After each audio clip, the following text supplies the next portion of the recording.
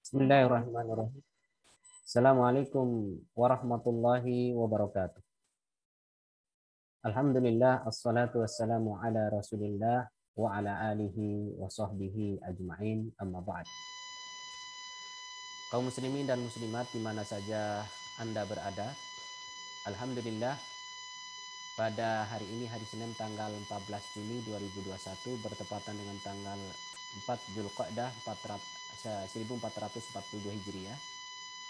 Insya Allah pada pagi hari ini kita akan membahas satu hadis, dan insya Allah pembahasan hadis ini akan kita laksanakan setiap hari. Mudah-mudahan hal ini akan dapat menambah ilmu kita dan menambah keimanan kita kepada Allah Subhanahu wa Ta'ala. Hadis yang akan kita bahas pada kesempatan hari ini, yaitu hari Senin tanggal 14 Juni 2021 ini, yaitu temanya adalah kebanyakan orang masuk surga dan neraka.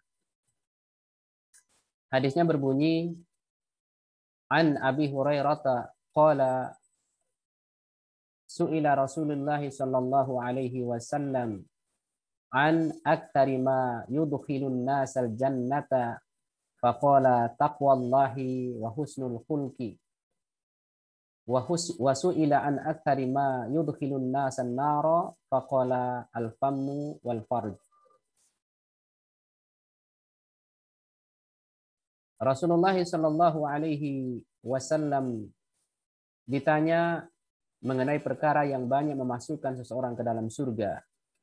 Beliau menjawab, takwa kepada Allah dan berakhlak yang baik.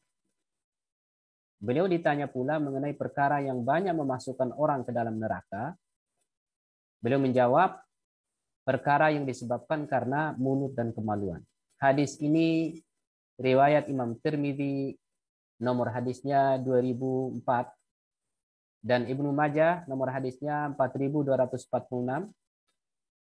Kemudian Al-Hafiz Abu Thahir mengatakan bahwa sanad hadis ini adalah sahih. Jemaah sekalian, pelajaran apa yang bisa kita ambil di dalam hadis yang mulia ini? Tentu yang pertama adalah penyebab paling banyak orang masuk ke dalam surga bersama orang-orang yang mendapatkan kemenangan, yaitu yang pertama adalah takwa kepada Allah Subhanahu wa Ta'ala. Takwa kepada Allah Subhanahu wa Ta'ala. Di sana ada tingkatan-tingkatan. Jadi takwa juga dia bertingkat-tingkat. Yang paling rendah adalah takut terhadap syirik. Merupakan indikasi hubungan yang baik kepada Allah Subhanahu wa Ta'ala dengan melakukan perintah dan menjauhi larangannya.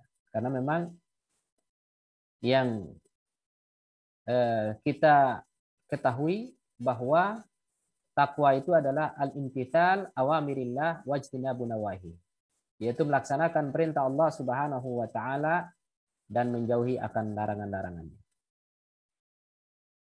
Kemudian nomor 2, akhlak yang baik di tengah-tengah manusia. Jadi yang membuat orang paling banyak masuk ke dalam surga Allah Subhanahu wa Ta'ala itu adalah akhlak yang baik ya di tengah-tengah manusia.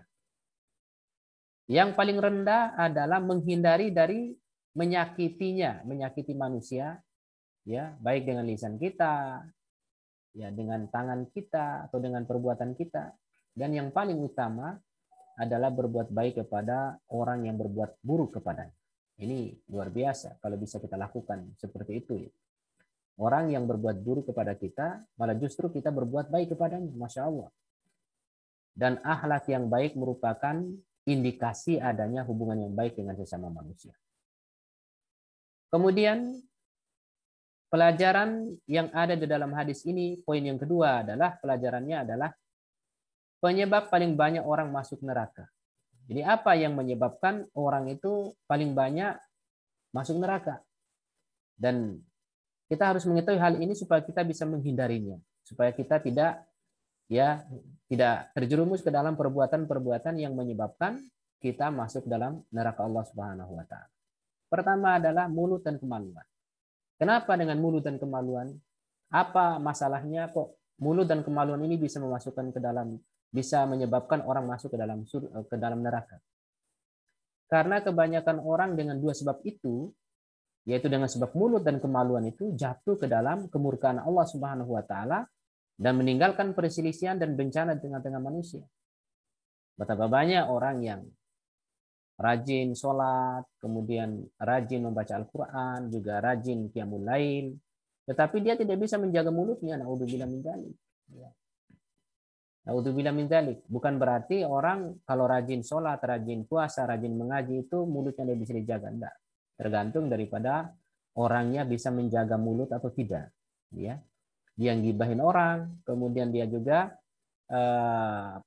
memfitnahin orang dan seterusnya seperti itu. Jadi mulut dan kemaluan itulah yang menyebabkan kebanyakan orang itu masuk ke dalam neraka Allah Subhanahu wa taala. Kemudian apa tema hadis yang berkaitan dengan Al-Qur'an? Tema hadis yang kita bahas tadi berkaitan dengan Al-Qur'an. Yang pertama adalah orang yang mendapatkan kemenangan. Makanya di dalam Quran surat Az-Zumar ayat 61 Allah Subhanahu wa taala berfirman, wa yunajjillahu alladziina taqaw bimafazatihim la yamassuhumun su'u wa lahum yahzanun. Dan Allah menyelamatkan orang yang bertakwa karena kemenangan mereka. Mereka tiada disentuh oleh azab neraka dan tidak pula mereka berduka cita. Jadi Masya Allah, ini berkaitan dengan orang yang mendapatkan kemenangan. Ya, jadi Allah menyelamatkan orang-orang bertakwa karena kemenangan mereka. Intinya berarti hanya orang-orang yang bertakwa sajalah yang berhak mendapatkan kemenangan itu. Karena mereka juga tidak disentuh oleh neraka Allah Subhanahu wa taala.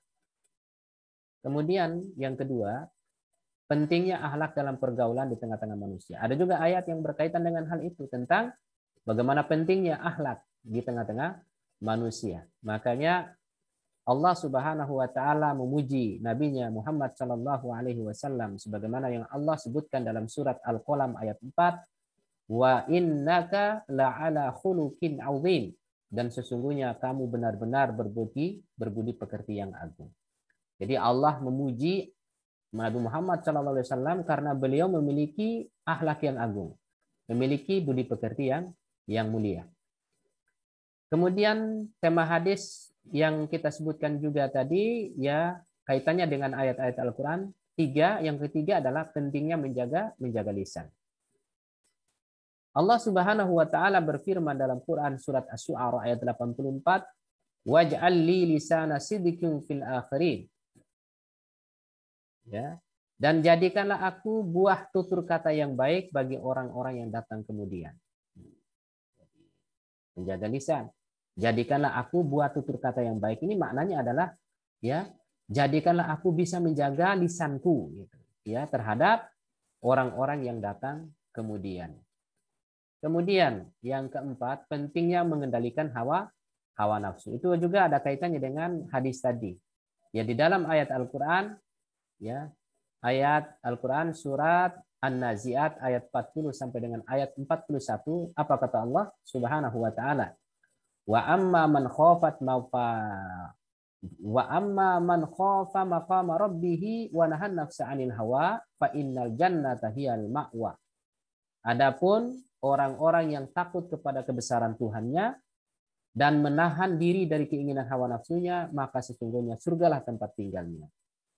Jadi di dalam ayat ini Allah Subhanahu wa taala menyebutkan bahwa orang yang takut kepada kebesaran Allah Subhanahu wa taala dan dia mampu menahan diri dari keinginan hawa nafsunya, maka sesungguhnya surgalah tempat tinggalnya.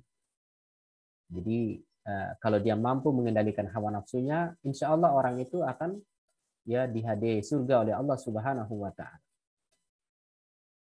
Jadi itu saudara-saudara sekalian yang dirahmati Allah Subhanahu wa taala, demikian pembahasan hadis kita pada hari ini.